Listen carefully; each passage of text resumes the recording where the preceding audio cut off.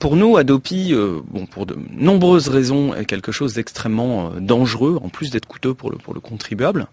Mais surtout, Adopi s'inscrit dans une logique globale que l'on voit comme une logique visant à attaquer Internet, à tenter de contrôler Internet, et qui en tout cas est profondément attentatoire à nos libertés fondamentales.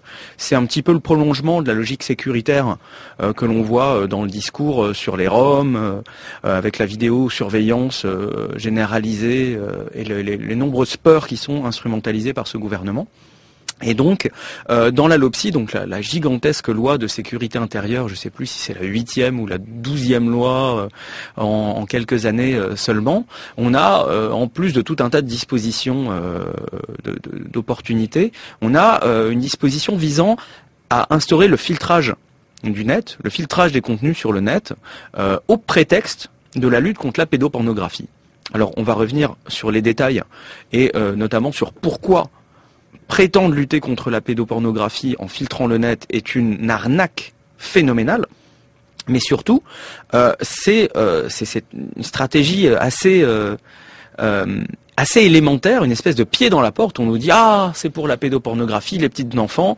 Donc c'est un sujet qui est très émotionnel, c'est hyper dur de débattre de façon dépassionnée là-dessus, sans se faire attaquer ou traiter de tous les noms. Et donc, on s'attend à ce qu'il n'y ait pas d'opposition et qu'on arrive à l'imposer pour la pédopornographie, pour ensuite évidemment l'étendre à d'autres domaines.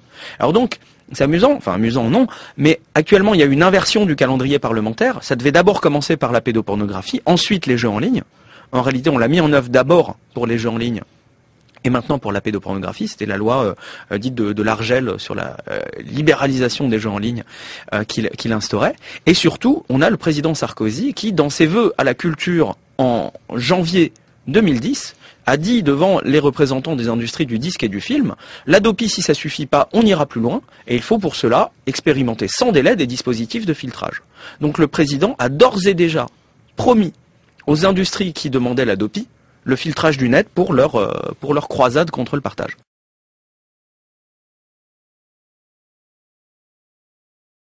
Il n'y a techniquement pas de différence entre ces procédés de filtrage du net et la censure pure et simple. C'est d'ailleurs ces mêmes dispositifs de filtrage qui sont mis en œuvre dans des grands pays amis démocratiques tels que la Chine,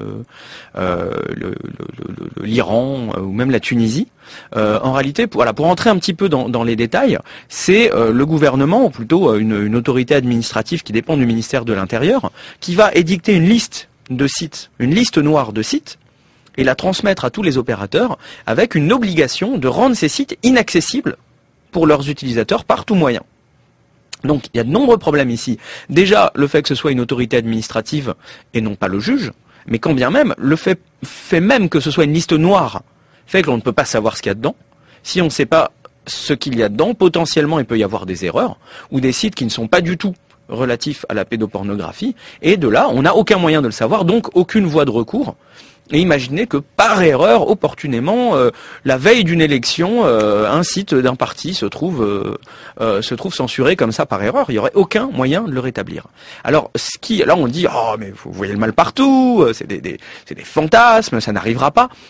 C'est dans l'étude d'impact du gouvernement qui accompagne la LOPSI qu'il est écrit noir sur blanc que pour toutes les techniques connues aujourd'hui qui pourraient concourir à mettre en œuvre ce filtrage, le risque dit de surblocage est absolument inévitable. Le surblocage, c'est dire, voilà, il y a un site là-bas, on vous demande de le filtrer, et vous mettez en œuvre ce qui est l'état de la technologie aujourd'hui pour le filtrer, mais en bloquant l'accès à ce site, en réalité, vous bloquez l'accès potentiellement à 2, 10, 100 autres sites qui se trouvent en réalité hébergés au même endroit.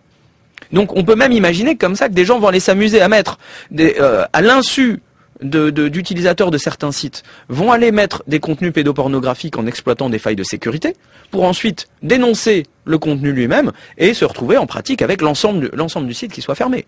C'est extrêmement dangereux pour la démocratie, c'est extrêmement dangereux pour la liberté d'expression.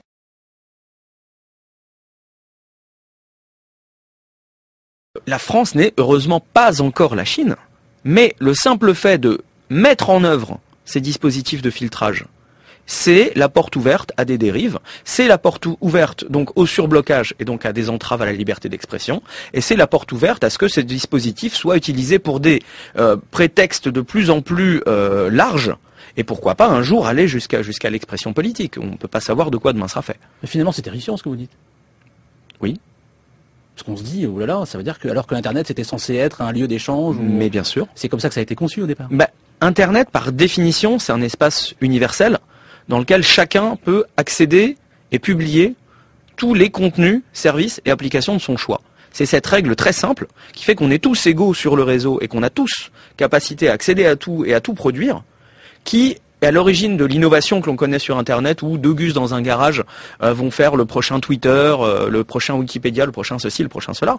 Et c'est également qui fait que Internet est l'outil aujourd'hui essentiel de la liberté d'expression, par l'importance prise pour l'expression des idées et des opinions et la participation démocratique. Et ça, c'est même le Conseil constitutionnel en France qui l'a dit lors de sa décision qui censurait la loi Hadopi 1. C'est bien par cette universalité de l'Internet qui fait qu'on a tous accès à un seul et même Internet. Et donc de là, qu'est-ce qui se passe? En Chine, selon cette définition, en Chine, ils n'ont pas accès à Internet. Ils ont accès à Chine-Internet, qui est les petits bouts d'Internet, les gros bouts d'Internet que le gouvernement veut bien leur laisser accéder.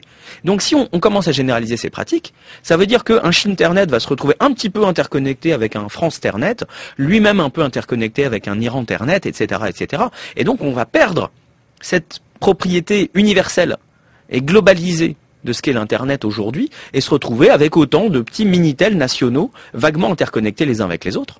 Ce que ça veut dire aussi, c'est que si on tolère qu'en France, le gouvernement puisse ordonner la censure de certains sites comme ça, pourquoi on ne pourrait pas tolérer que l'Iran le fasse face à ses opposants politiques? Ou qu'on le fasse au Pakistan pour quiconque montre une épaule ou quelque chose qui va à l'encontre d'une vision très resserrée de l'islam ou des choses comme ça. Si on tolère la censure chez nous, comment peut-on s'y opposer à l'étranger? C'est une question qu'il faudrait poser à Bernard Kouchner, je ne sais pas. Jérémy Zimmermann, merci beaucoup. Merci à vous.